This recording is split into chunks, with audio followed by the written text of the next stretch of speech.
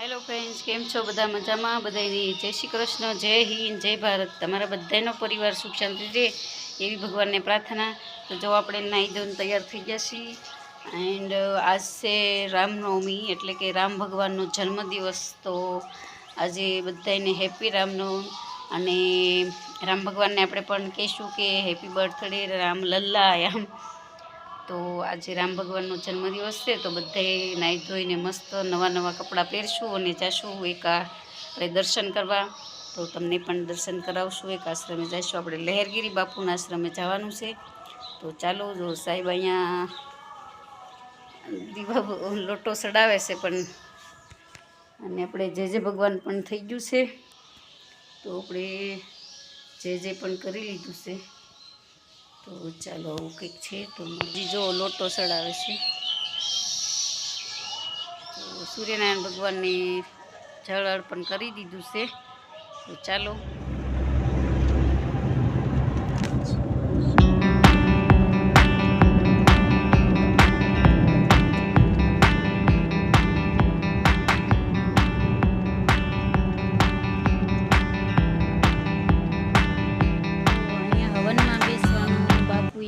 અમને જે મોકો આપ્યો છે, તો બાપુનો ખૂબ ખૂબ ધન્યવાદ.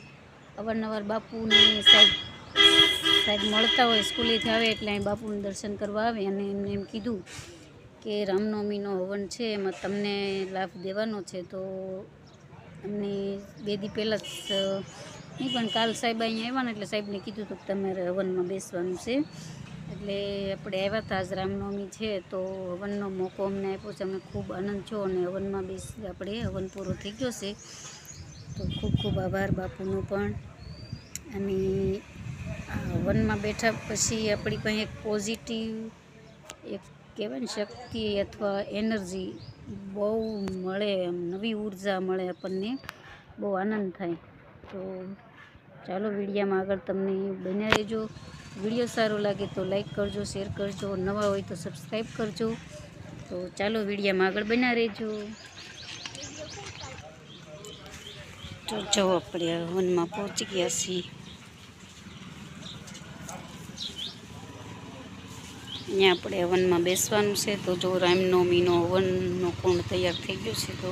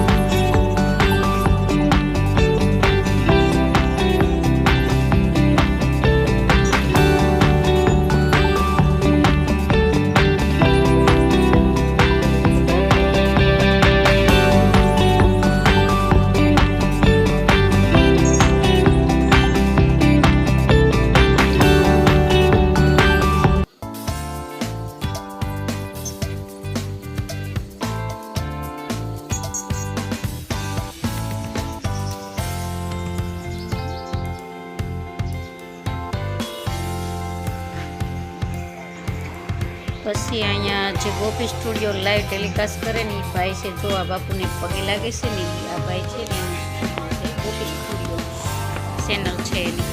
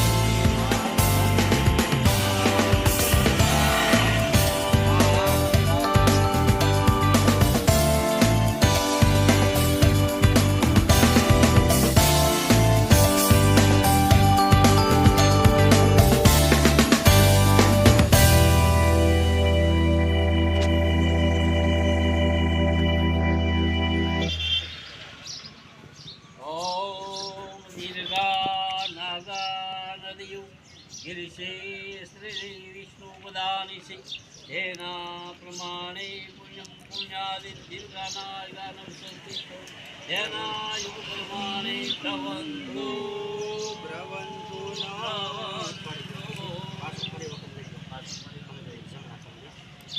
ઓમ દીર્ઘા નાગા નદીઓ ગિરિશ શ્રી વિષ્ણુ પદાની તેના યુગ પ્રમાણે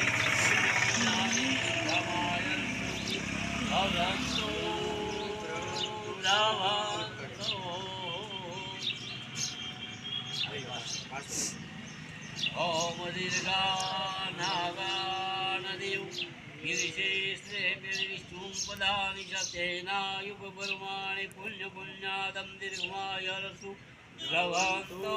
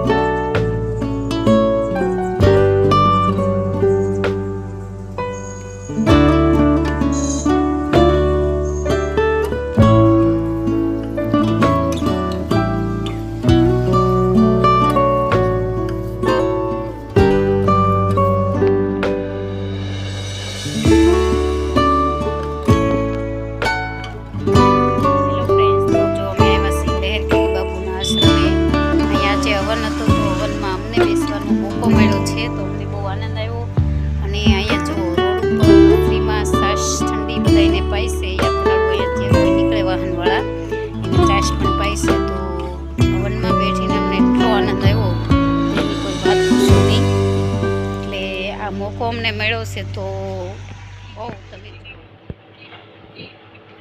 તો અહીંયા જો ફ્રીમાં છાશ બાપુ ઠંડી ઠંડી પાય છે. તો જો આ સ્ટેન્ડ મૂકેલા છે. જે કોઈ રોડે અહીંયા યાત્રાળુ આ તડકાના નીકળે અને ઠંડી ઠંડી છાશ પાવામાં આવે છે. તો જો આ દાદા પણ આ ભાઈ પણ સેવા કરે છે અહીંયા. તો આ કાળા તડકામાં જે સેવા કરવી ને એ જ જે મહત્ત્વની વાત છે. તો આવું સરસ કાર્ય બાપુ કરે છે તો બહુ આનંદ થયો. તો ચાલો પાછા મળીએ તમને હું અંદર આશ્રમમાં આ ફ્રીમાં છાશનું બોર્ડ છે. જો સરસ મજાની જો ફૂલની ટોપલી છે. ફૂલનો હાર છે પહેરાવીને ભગવાનને નીકાળ્યો હોય ને એ છે. અહીંયા અમે હવનમાં બેઠા. તો અહીંયા હવનમાં બેસવાનો બાપુએ અમને જે મોકો આપ્યો છે તો બાપુનો ખૂબ ખૂબ ધન્યવાદ. અવારનવાર બાપુને સાહેબ મળતા હોય સ્કૂલેથી આવે એટલે અહીં બાપુનું દર્શન કરવા આવે અને એમને એમ કીધું કે રામનવમીનો હવન છે એમાં તમને લાભ દેવાનો છે. તો અમને 2 દી પહેલાં જ નહીં પણ કાલ સાહેબ અહીંયા આવ્યા ને એટલે સાહેબને કીધું હતું કે તમારે હવનમાં બેસવાનું છે. એટલે આપણે આવ્યા હતા આજ રામનવમી છે તો હવનનો મોકો અમને આપ્યો છે. અમે ખૂબ આનંદ છો અને હવનમાં આપણે હવન પૂરો થઈ ગયો છે. તો ખૂબ ખૂબ આભાર બાપુનો પણ.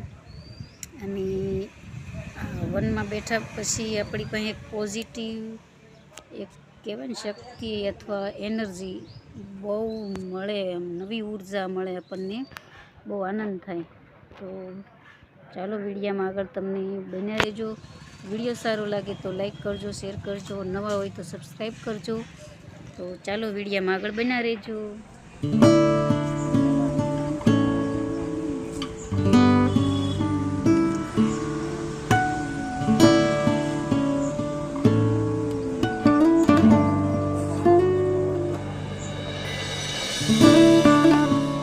આપણે વહીએ છીએ ઘરે. તો આપણે આજે હવનમાં બેઠીને બહુ આનંદ આવ્યો. અને સાહેબ જુઓ તમે કપડાં ચેન્જ કરીને બહાર કેમ દાંત કાઢે છે જુઓ તમે.